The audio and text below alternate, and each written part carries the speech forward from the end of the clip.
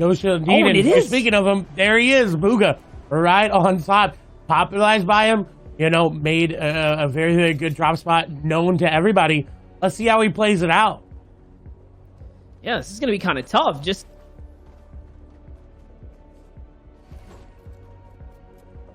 location. It's no surprise that he lands here either. He's been doing it for, you know, the entirety of the chapter 2. So we'll see, though. He's backing up right now, and he's going to get tagged. Oh, no. And he trades back. So these are two players that now recognize the weakness of health, the lack of shield from one another.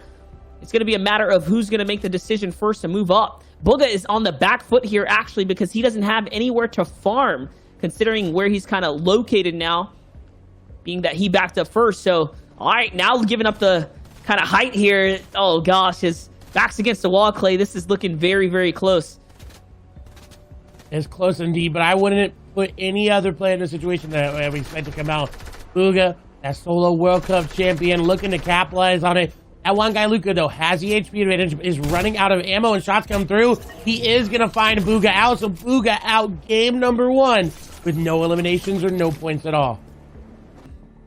I'm loving this kind of loadout right here. You talking legendary AR, and look, he's using that camera angle to peek in on what might be Teke right there, right? Rotating up the street now, who's farming up. This is a little ambush play. This is strategy, as Shio will like to call it. Let's see, though.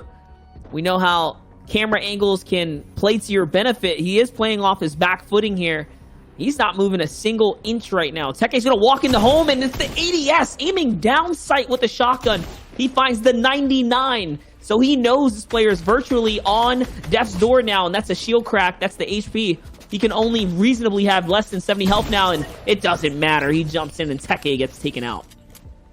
But that Elam right there, Clay, honestly set him up for success kind of wildly here if you think about it. He just got capped off on all material. Now he has this big base to kind of play around, and he's got excess loot to kind of fall back on. So that is going to be a good come up, a great kind of situation for him, and he has zone now. So we're jumping over with Mars here, who's fighting in the zone, and he's going to find Has the Great with a big shot. This is a little bit of like rivalry between Mars and a lot of the other competitive players as a solo player. Specifically, Mars has been around for a long while, and yeah, pros and himself, there's always banter, there's always kind of friction going on here. So for him to take out Has the Great right now, I'm sure we're gonna see we're never gonna hear the end of it. The element of surprise for someone that crosses through, as long as you're conscious of where you're at, you can save yourself a ton of mats, as Zypha does right here. And honestly, he doesn't even have that much material. Like, look at him, he's kind of not set up. He needed this Elam. It's going to be Sizz Lucky. He chips over the top right there. Bye-bye, Sizz Lucky now. He's going to be able to grab all the loot, too. I think Unknown really trying to capitalize on that tag. It was only a 23 damage, but more damage being taken than it is being dealt. Unknown does do a good amount back, but Mystic was already so low in the fight, and Unknown going to be good. Hopping into the box. Shots coming on through. Unknown trying to follow. He is going to get the cone and get the elimination as well. Mystic going down. Unknown taking that one. He's going to be big chilling. Here's Jamper, or the ramp inside the base. Now put the pressure back on. Bizzle successfully holds him off. Can he stay alive long enough? These are not the fights Bizzle likes. Bizzle tends to struggle in these early game fights. This is not his play style, and that is exactly why. He just performs better in late game rotation to capitalize, but Jamper's going to find Bizzle sleeping right there as he goes on the counter-offensive edit. Gets taken out the game. And as we see Commandment rotating in, right on the player, Snipe gonna connect and get the elimination just like that. Bizzle goes down, Hoofishy goes down as well. Commandment cleaning up the opportunity very, very beautifully there. He's always pulled up big performances. So we talk about that. We jump with Stretch now. He had a great performance just coming in. So he's on a little bit of a hot streak himself here. He is indeed, as you see the RPG in the inventory there, looking quite good. He's got in-game loot, this is what I like to call it. Set up in a good spawn zone, he's got the harpoon, he's got a good AR, good tac, good pump, and he also has that RPG, that impact weapon. 77th place, but they had just about the same amount of eliminations. So just showing you that Stretch overall, picking up as many frags, but more end games. This is why he's up at the top of the board right now. So we talk about frags here. Assault's going to open house here on someone who's crossing the river. Okay, playing a little patient now. Just using him to get this free rotate. And just look at the map. It's like a train of players kind of cutting across here. Everyone wants to find their way to the zone now. And this is like NAE's fashion. NA always the slower pace coming in, always the more congested. But it doesn't matter when it's a good opportunity like this. Players like Assault are going to open up. Comes a shotgun follow-up, and it's so good, so clean. Kaz gets taken out by Assault. Kind of the problems over there, but this is going to be someone we are going to want to look out for, see what his journey is going to play out like in this first game here that we're highlighting. Don't forget, guys, top 80 move on over the kind of consistency of the next 2 days. It's about today. It's about tomorrow's performances. He's lacking on the hard materials there, especially in that break category. As zone closes, we'll see exactly where it ends up going, and it is going to pull away from them. So they do have a good-ish rotate. It's not that far, but with everybody else on that side, this is going to get hairy really quickly. Clarity's got to be careful when you poke your body up out of that cone. Sometimes the pixels do show themselves off, so he can get some damage in return. This is the congested, look, the layer that we're kind of staring at. You have Azures up above, someone who's been trying to make his identity separate from, just being the duo partner of players like Innocence. Velocify's got his attention here. Let's see, though. He kind of needs this Elim. He needs it for the ammunition. He needs it for the material count. It's not just for the points right now. He's kind of in a tight spot to be in.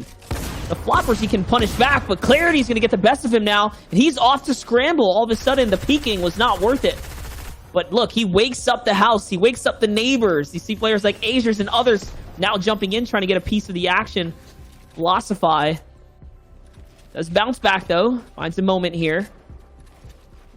Did he learn his lesson, no, Clay? Did he learn his lesson? No, he did not. He's going to find Bully. Bully tries to make the first rotate and gets punished for it. And now Velocify jumps in the box to Clarity G. And it's a 2-for-1 special. Those are all his mats now to gain and the ammunition from it. Yeah, Velocify really needed one impact frag, but he ended up picking up 2 eliminations there. And that's exactly what, it's more than what he needed, right? You said 2-for-1 special, that he needed 1, and there you go. Picking up those 2 elims is going to be really good. But because of that, he gets targeted in return. Launchpad's going to go off behind him. Maybe it's too late to turn around. So he's going to have to pop his own, and he does a short pad. Love how he sets that one up to make sure he's not exposing himself in the air for too long. And then pulls out the grappler to take height. He hops in someone's box, and he's going to successfully find it. It's going to be Fuzzy who is up top. And oh my gosh, that was so clean.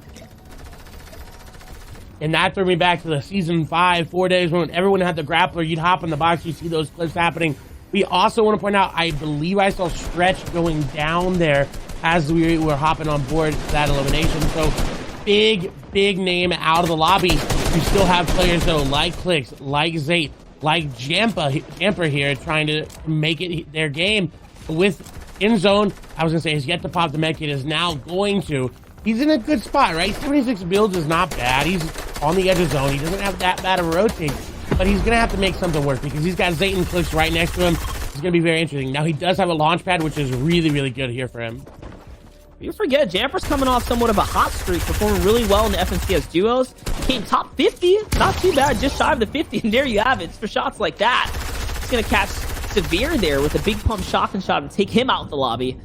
But Jamper on the up and coming here, but Clicks is going to get hit with the RPG shotgun combo, and now he is in a desperate situation. No HP, zone on his back, cutting across. He needs to give himself some space between these enemies here.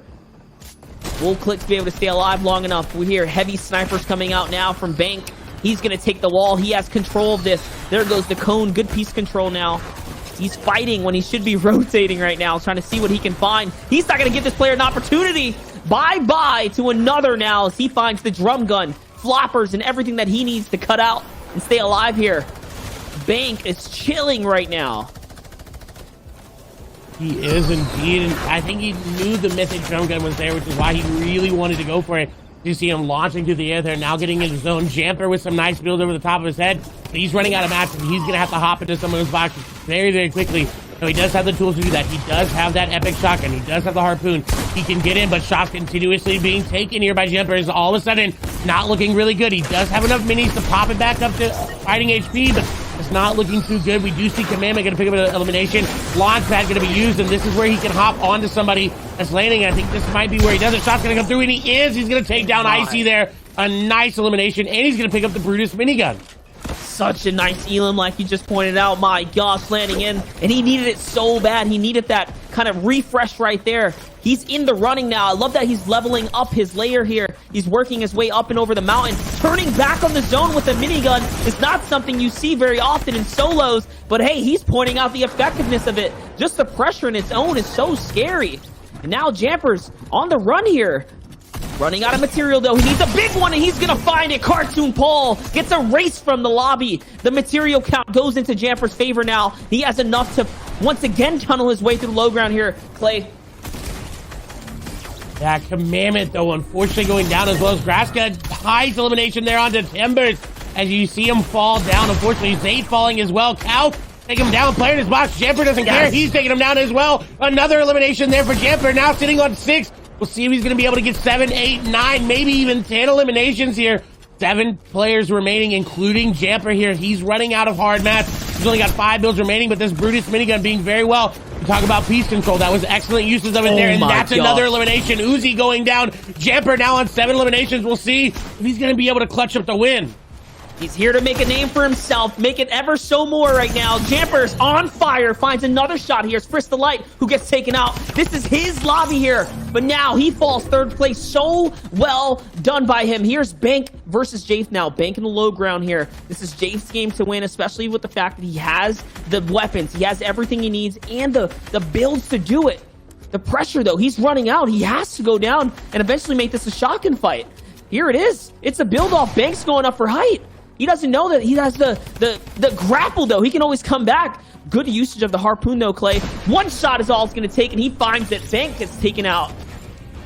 And you said it was good usage of the harpoon just to drop him down. Chase played that so beautifully. Didn't even need the grappler at the end of it, and he picked up the victory royale.